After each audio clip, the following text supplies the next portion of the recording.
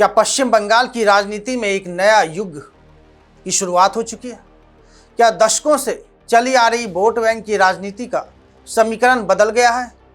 और क्या पहली बार ऐसा हुआ है कि पश्चिम बंगाल के मंत्रिमंडल में एक भी मुस्लिम चेहरा शामिल नहीं है? इन तमाम सवालों पर आज पूरे देश की नज़र बनी हुई है। नमस्कार, स्वागत है आप सभी का राष्ट्रवाणी पर और मैं हूं आपके साथ सुमन। पश्चिम बंगाल की राजनीति में विधानसभा चुनाव के बाद अब एक नई सरकार का गठन हो चुका है। मुख्यमंत्री के रूप में शुभेंदु अधिकारी ने शपथ ले लिया है और अब उनके नेतृत्व में नई मंत्रिपरिषद का भी विस्तार कर दिया गया है। इसके साथ ही बंगाल को कुल 41 मंत्रियों की टीम मिल चुकी है। लेकिन इस पूरे मंत्रिमंडल गठन में जिस बात ने सबसे ज़्यादा राजनीतिक चर्चा पैदा की है वह है मंत्रिमंडल में किसी भी मुस्लिम चेहरे का शामिल ना होना। राजनीतिक जानकारों का कहना है कि पश्चिम बंगाल के इतिहास में यह एक असाधारण स्थिति मानी जा रही है, क्योंकि लंबे समय से राज्य की राजनीति में मुस्लिम समुदाय को महत्वपूर्ण राजनीतिक प्रतिनिधित्व मिलता रहा है। चाहे वामपंथी सरकारों का दौर रहा हो या फिर ममता बनर्जी के नेतृत्व वाली टीएमसी का शासन, मंत्रिमंडल में मुस्लिम नेताओं की मौजूदगी हमेशा दिखाई देती रही। यही वजह है कि नई सरकार के गठन के बाद यह सवाल उठने लगा है कि आखिर इस बार ऐसा क्यों हुआ। क्या यह केवल चुनावी गणित का परिणाम है या फिर राज्य की राजनीति में किसी बड़े बदलाव का संकेत? तो दरअसल पश्चिम बंगाल की राजनीति लंबे समय से अल्पसंख्यक वोट बैंक के इर्द गिर्द घूमती रही है। राज्य के कई जिलों में मुस्लिम आबादी निर्णायक भूमिका निभाती है। मुर्शिदाबाद, मालदा, उत्तर दिनाजपुर और 24 परगना जैसे क्षेत्रों में चुनावी समीकरणों पर इसका स्पष्ट प्रभाव देखा जाता रहा है। राजनीतिक विश्लेषकों का एक वर्ग यह मानता है कि बीजेपी के इस चुनाव में अपनी रणनीति पूरी तरह बहुसंख्यक मतदाताओं के ध्रुवीकरण और विकास के मुद्दों पर केंद्रित रखी। पार्टी ने उन उम्मीदवारों को प्राथमिकता दी जिन्हें वह चुनावी रूप से अधिक प्रभावी मानती थी।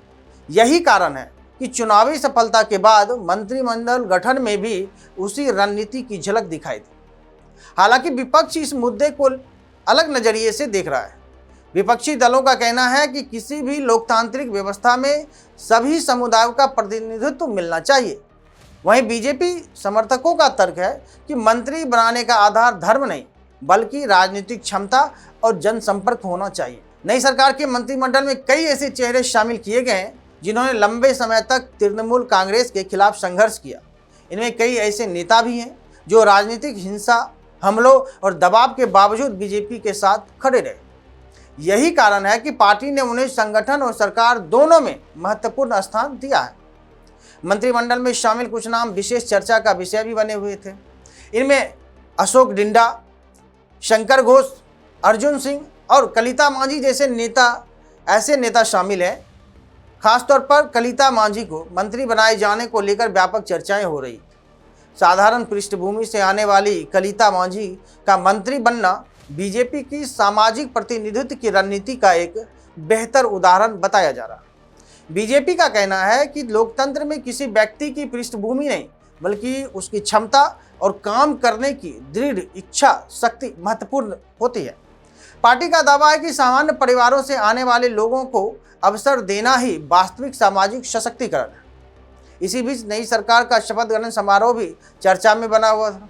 राजनीतिक पर्यवेक्षकों के अनुसार समारोह में बंगाली संस्कृति, परंपरा और भारतीयता की झलक प्रमुख रूप से दिखाई दी। वंदे मातरम, राष्ट्रगान और पारंपरिक बंगाली परिधान के साथ आयोजित कार्यक्रम को बीजेपी समर्थक एक सांस्कृतिक बदलाव के प्रतीक के रूप में प्रस्तुत कर रहे हैं।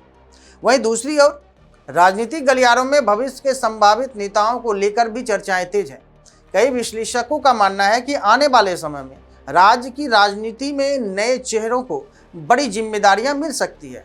आर्थिक और प्रशासनिक सुधारों को लेकर भी नई सरकार से बड़ी अपेक्षाएं की जा रही है। फिलहाल इतना जरूर कहा जा सकता है कि पश्चिम बंगाल में सत्ता परिवर्तन के बाद राज्य की राजनीति एक नए दौर में प्रवेश करती दिखाई दे रही है। मंत्रिमंडल में मुस्लिम प्रतिनिधित्व का अभाव, नए चेहरों की एंट्री, सांस्कृतिक प्रतीकों का प्रयोग और बीजेपी की राजनीतिक रणनीति, ये सभी विषय आने वाले दिनों में चर्चा के केंद्र में बने रहेंगे। अब देखना दिलचस्प होगा कि यह नया राजनीतिक प्रयोग पश्चिम बंगाल की राजनीति को किस दिशा में ले जाता है। क्या यह बदलाव अस्थायी साबित होगा या भविष्य में राजनीतिक समीकरण फिर बदलेंगे? इसका जवाब आने वाला समय और जनता का जनादेश ही होगा। आपकी इस मुद्दे पर क्या राय है? क्या मंत्रिमंडल में प्रतिनिधित्व का आधार सामाजिक संतुलन होना चाहिए या केवल राजनीतिक क्षमता? अपनी राय हमें कमेंट बॉक्स में जरूर बताइए। वीडियो पसंद आया हो तो लाइक शेयर करें और राष्ट्रवाणी को सब्सक्राइब करना बिल्कुल ना भूलें। तब तक के लिए धन्यवाद।